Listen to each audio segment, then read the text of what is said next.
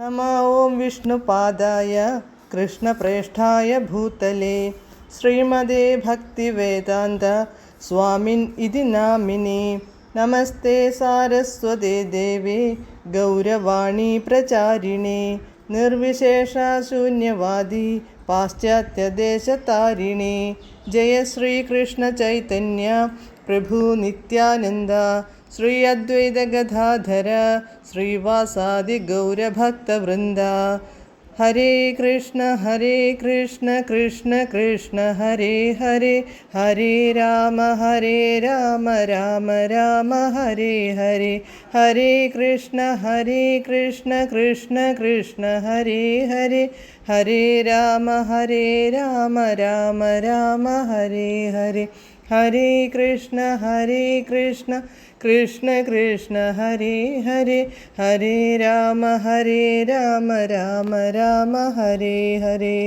പരമദിവ്യോത്തമ പുരുഷനായ ശ്രീകൃഷ്ണ ഭഗവാന്റെ കഥകളാണ് ശ്രീകൃഷ്ണ എന്ന പുസ്തകത്തിലൂടെ പറയുന്നത്.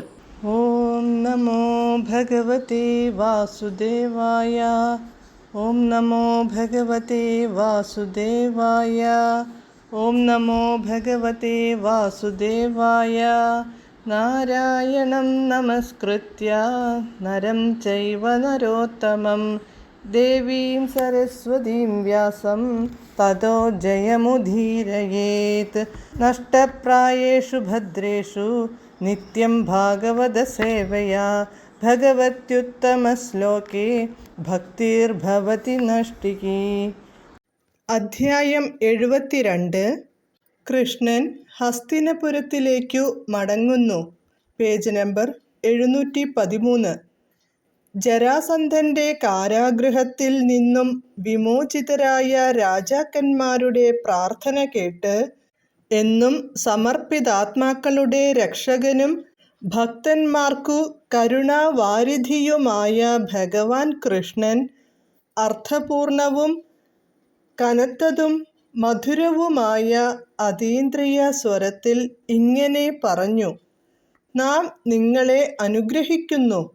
ഇന്നു മുതൽ ഒരു മുടക്കവും കൂടാതെ നിങ്ങൾ നമ്മുടെ ഭക്തിയുത സേവനത്തിൽ ആസക്തരായിരിക്കും. നിങ്ങൾ ആഗ്രഹിച്ചതനുസരിച്ചാണ് നാം ഈ അനുഗ്രഹം നൽകുന്നത്. നാം സദാ പരമാത്മരൂപത്തിൽ നിങ്ങളുടെ ഹൃദയത്തിൽ സ്ഥിതി ചെയ്യുന്നുണ്ടാവും.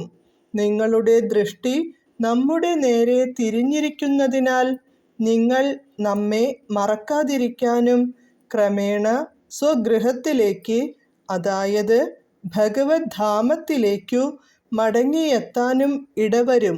എല്ലാവരുടെയും നാഥനെന്ന നിലയിലാണ് നാം നിങ്ങൾക്കു സതുപദേശം നൽകുന്നതെന്ന് മനസ്സിലാക്കുക. പ്രിയപ്പെട്ട രാജാക്കന്മാരെ, ഭൗതിക സുഖങ്ങളെക്കുറിച്ചുള്ള സങ്കല്പങ്ങളെല്ലാം ഉപേക്ഷിക്കാനും പകരം നമ്മുടെ ഭക്തിയുത സേവനത്തിലേക്കു തിരിയാനുമുള്ള തീരുമാനം നിങ്ങളുടെ സൗഭാഗ്യത്തിൻ്റെ ലക്ഷണമാണ്. ഇന്നു മുതൽ നിങ്ങൾ ആനന്ദമയമായ ജീവിതം കൊണ്ടു സദാ അനുഗ്രഹീതരായിരിക്കും. നിങ്ങളുടെ പ്രാർത്ഥനയിൽ നമ്മെക്കുറിച്ചു പറഞ്ഞതെല്ലാം വാസ്തവം തന്നെയാണെന്ന് നാം ഉറപ്പിച്ചു പറയുന്നു. കൃഷ്ണാവബോധമില്ലാത്തവന് ഭൗതിക സമൃദ്ധി അവൻ്റെ പതനത്തിനും അതോടൊപ്പം മായയുടെ ശക്തിക്കു ഇരയായി തീരാനും കാരണമായി തീരുന്നു എന്നതാണു നേര്. കഴിഞ്ഞ കാലങ്ങളിൽ ഹൈഹയൻ, നഹുഷൻ, വേനൻ, രാവണൻ, നരകാസുരൻ തുടങ്ങി വിദ്രോഹകാരികളായ അനേകം രാജാക്കന്മാരുണ്ടായിരുന്നു.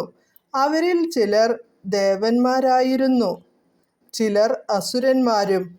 എന്നാൽ തങ്ങളുടെ പദവിയെക്കുറിച്ചുള്ള ധാരണയുടെ ഫലമായി അവർക്ക് പതനം സംഭവിച്ചു. അങ്ങനെ അവർ തങ്ങളുടെ രാജ്യത്തിലെ രാജാക്കന്മാരല്ലാതാകുകയും ചെയ്തു. സോപാധിക ജീവിതത്തിൻ്റെ സിംഹാത്മകതയിൽ മുഴുകിയിരിക്കുമ്പോൾ ഒരു കാര്യം ഓർക്കണം.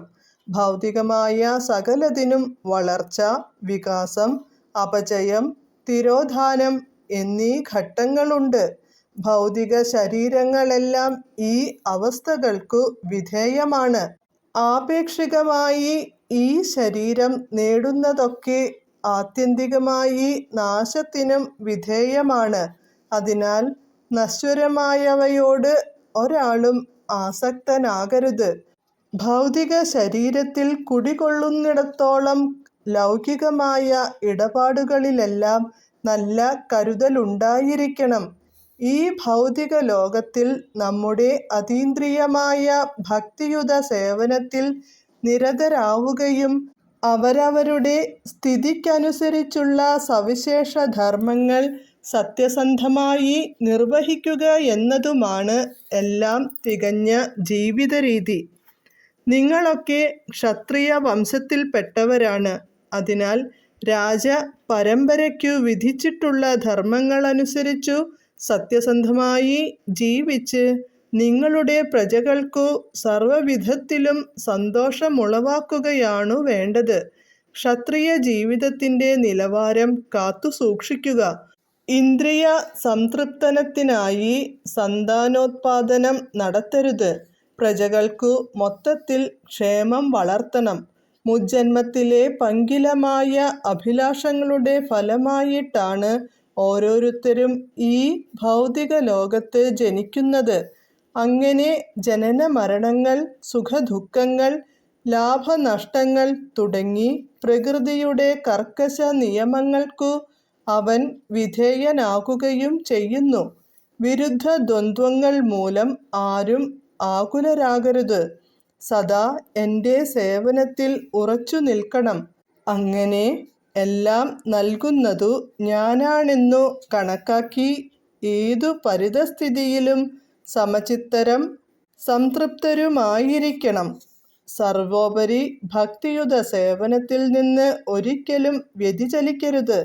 ഇപ്രകാരം ഈ ഭൗതികാവസ്ഥയിൽ പോലും സന്തുഷ്ടിയും ശാന്തിയും നിറഞ്ഞ ഒരു ജീവിതം നയിക്കാനാകും. മറ്റൊരു തരത്തിൽ പറഞ്ഞാൽ, ഈ ഭൗതിക ശരീരത്തോടും അതിൻ്റെ ഉപോത്പന്നങ്ങളോടും ഒരുതരം നിർവികാരത വേണം.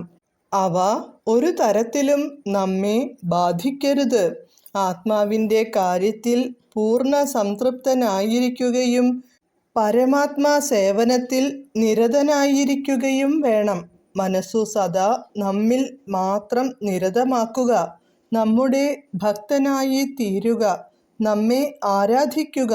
നമുക്ക് മാത്രം സാദര പ്രണാമങ്ങൾ അർപ്പിക്കുക. ഈ വിധത്തിൽ അജ്ഞാനമാകുന്ന മഹാസാഗരം എളുപ്പം തരണം ചെയ്യാനും അവസാനം നമ്മിലേക്കു തന്നെ മടങ്ങാനും സാധിക്കും. ചുരുക്കത്തിൽ, നിങ്ങളുടെ ജീവിതം സദാ നമ്മുടെ സേവനത്തിൽ നിരതമാക്കുക.